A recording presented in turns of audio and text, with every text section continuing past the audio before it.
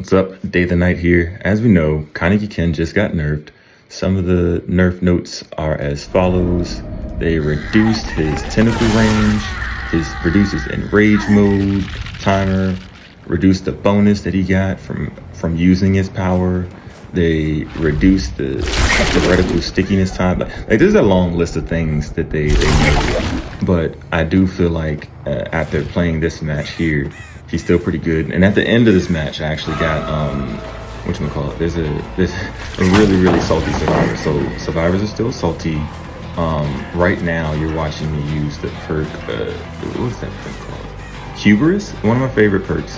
Hubris, when I get pallet stun, it makes the survivor become exposed, which means I can hit them once with my regular ability and it makes them go down. But you see here, I'm using my ability with the intention to jump over the pallet and it doesn't even work. So a lot of times my ability is just not working. I don't feel like that's a result of the nerf, but it is, the changes are slightly noticeable. It just, when you're trying to, mostly the tentacle range is noticeable because you get your power going. So I'm chasing the survivor around and I notice there's an issue with hubris. So I would really like for them to fix, and that is that the hubris timer, it looks like it resets, and there I am trying to vault again and it still doesn't go. The hubris timer will visually reset, but actually won't work. So it's like you got two timers. You get stunned and then you get stunned again because survivors have way too many pallets. But only the first stun is counting towards the actual perk activation. But visually, it looks like both stuns are counting towards the perk activation. So that's something I would really like for them to fix. But they nerfed them. And I don't think that this is the end of the nerfs. I was looking on True Talents page. There's people in the comments on True Talents page talking about they nerfed the ghoul within 2 weeks, but it takes them 6 months to do made for this. And that's so true. Like it's so common that anything that the survivors complain about gets nerfed instantly. And where is the source of their complaining? It's the other DVD streamers, the tyrannical lunatics I was talking about in my last video. They'll play the game and they'll say, "Oh, this is fine. The survivors are having fun, so it's good." And True, he seems to say like the devs don't really understand. I think the devs do understand that at the end of the day, their goal is to make money, and I'm going to keep saying that point over and over and over again. Their goal is to make money. Since their goal is to be profitable for their shareholders, they're going to do whatever the 4 people who log into the game are going to spend the most money for. And they're going to spend the most money when they're winning every game. So we got to make them win over and over and over again. I feel like, personally, the hat should be nerfed out of the game. If I won, I won. Why are the people saying, well, you got to accept the 3K? But no, there's 4 survivors. Killing all 4 should be the win. But whatever. So as you can see, the power still works. To a degree, it's definitely shorter on range. I'm coming back to the hook. Some people are going to say, "Oh, you tunnel." For real, honestly, I'm not even chasing that person. I'm chasing the other person. But that's more map awareness, trying to be able to predict where the survivors are going to go. If you got somebody in the hook, somebody's coming to save them, most likely, if the team is playing correctly. So that puts me in a good position. Here, they found my totem for another perk. This is another thing that the devs could add to the game. At the loading screen, on the bottom, they could put it, perk tips. They put things about the killer. They don't put like what perks do, random perks out the game. So hey, when you see this symbol, this means you're exposed. Or when you see this symbol, this means that the killer can see your aura. Or when you see this symbol, this is from such and such perk and it does so and so. Like they could do that. So I'm running the build with Hubris, which when they pallet stun me with flying, it gives me the ability to one hit down. And then I'm running the perk 2 can play this game. Actually, sure, Hubris, it works off a blind. I'm gonna have to double check that. I know that 2 can play this game. They just popped my totem. 2 can play this game. When that perk is active, all it does is visually blind the survivor. There's a status effect in the game called blindness as well, which stops you from seeing auras. So not to be confused with the perk that stops you from seeing auras, but literally like it covers up your screen as if somebody shined a flashlight in your eye as a killer. So it does it for like 1 second, 1.5 seconds. Two can play this game perk.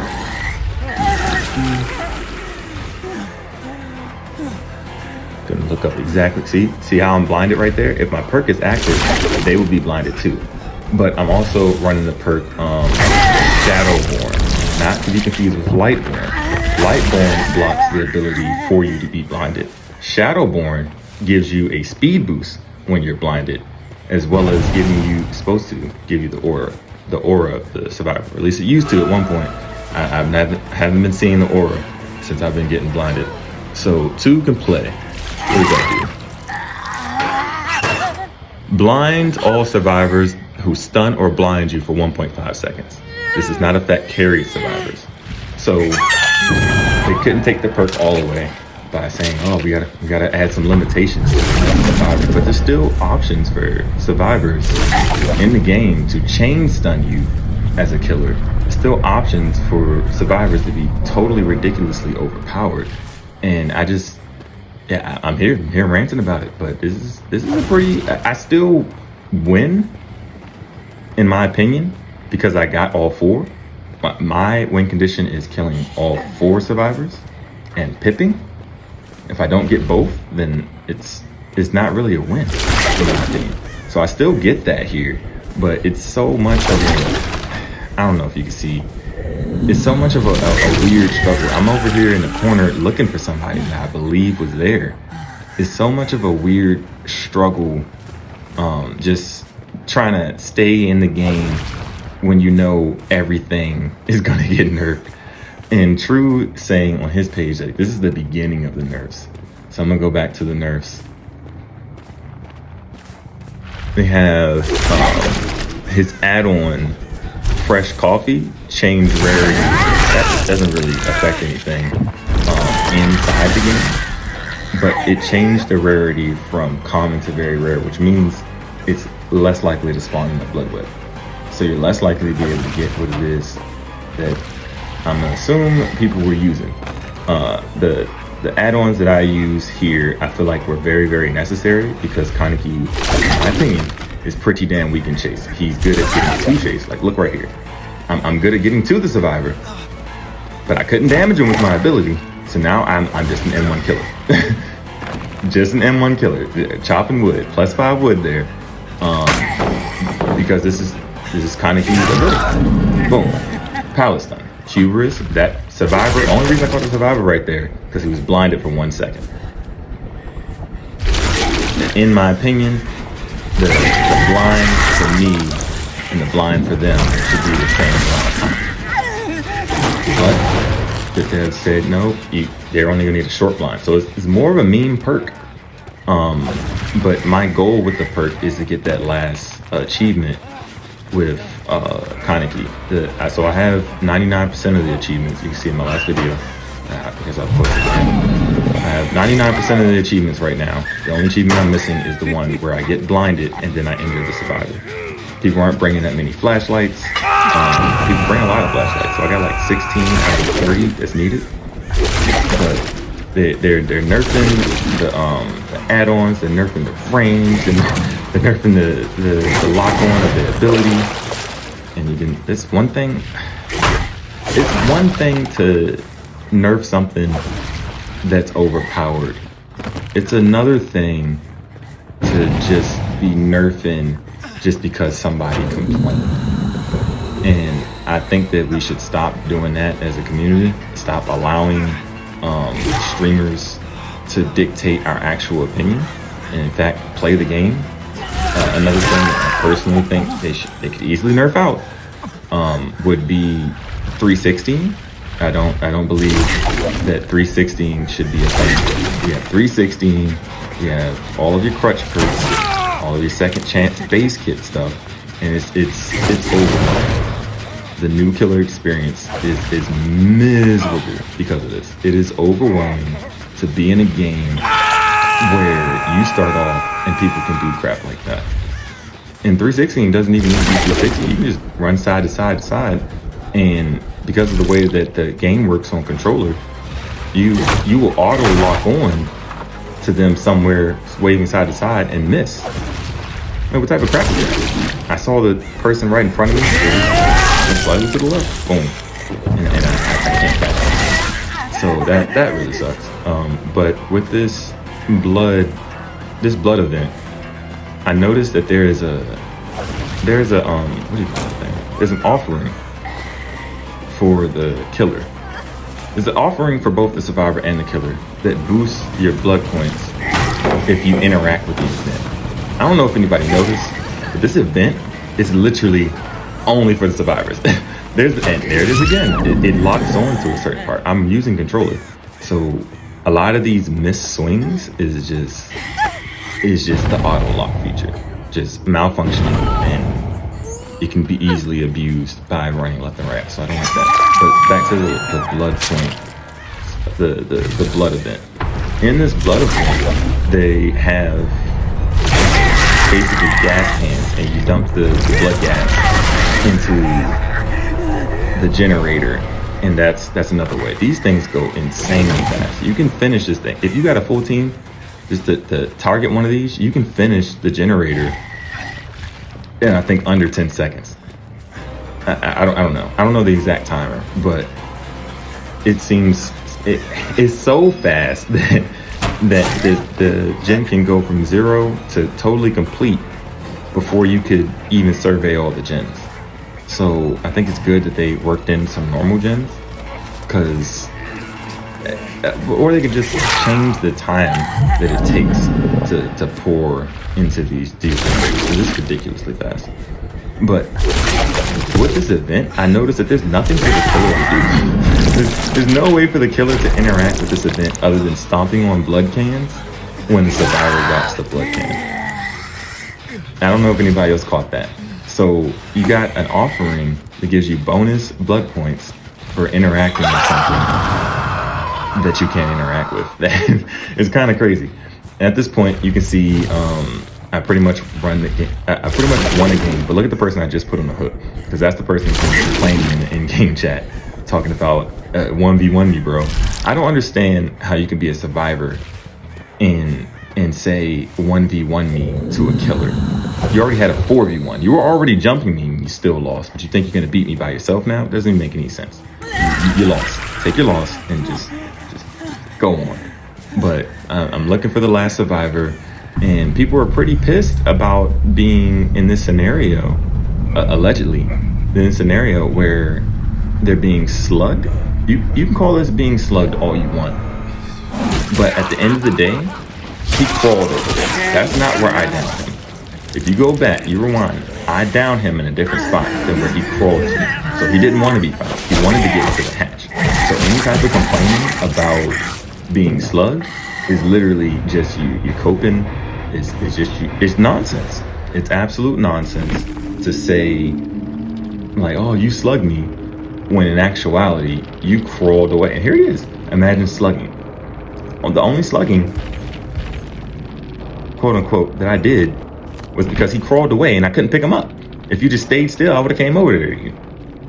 And in fact, I came over quick. So this dude calls me a piece of crap.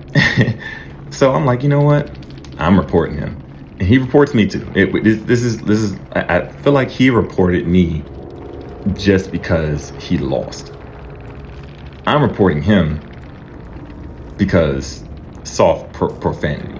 I feel like we should use this feature a little bit more.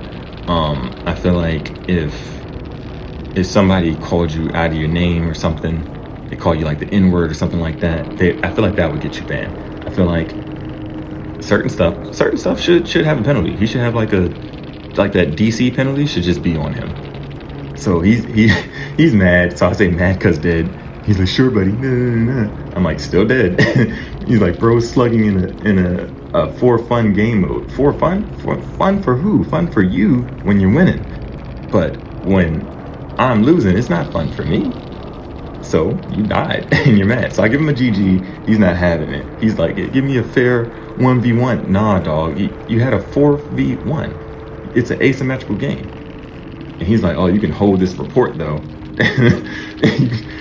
So he's reporting me. And then he accuses me of holding the game hostage. He wants me to end up with Swifts. I'm like, you had more than enough chances, buddy. It's a 4v1. He's like, oh, you're gonna get a Swift and they'll take care of you. So he couldn't do it himself. So he's hoping somebody else comes in and gets me. So I'm just like, oh, you're super mad. And I don't think that this is an uncommon take that survivors have. It's just the overwhelming entitlement to winning every single match. It's absolutely ridiculous. So he's accusing me of slugging and holding the game hostage. The only slugging I did was to secure my 4K, because the 4K is a win to me. I don't care about none of that 3K nonsense. You getting the hatch is me letting you win. No. Escaping with the perks of the survivor gives you the adept challenge. Getting a 4K and pipping gives you the merciless challenge. Gives you merciless victory, gives you the adept on killer. So for me, a 4K is how you pip. For me, a 4K is how you win. That's my win condition. If I don't 4K, it is an L. If I don't pip, it is an L. I need those two conditions. 4K, pip. So he's like, this is some nonsense. He's like, I had no hook states. Bro, you died. You died from hook. Mad because dead. That's what this is. This dude's mad because he died. Simply put. He's like, I had no hook stakes. And I'm like, I remember the hook. He's like, remember the loops, and don't you forget. Once again, I don't feel like Kaneki is overpowered, in need of any nerfs. The way he came into the game, he's fine, and people are just going to keep complaining. And I believe he's going to continue to get nerfed, especially at the true talent saying it. I believe he's generally right. When he says something's going to get nerfed, it generally gets nerfed. It's a thing. And my add-ons, they're supposed to like make it so that I can find people a little bit better. The iridescent add-on, all it does is help me find people better, and that got nerfed. I believe that's in there. Let me look at the nerf. We got the umbrella. It performing a perfectly timed grab attack awards an extra 10 seconds. Okay, so that's good. Bloodstained handkerchief. I think it's the Taiyaki. Reduce in rage mode. Counter. No, there it is. The Yamori's mask added the activation requirement. All survivors are further than 40 meters. That wasn't there before. That iridescent add-on that I have right there, that didn't have the requirement that they had to be farther away. They added that in. That's part of the nerf. They nerfed one of the add-ons that I was using. It was uncalled for.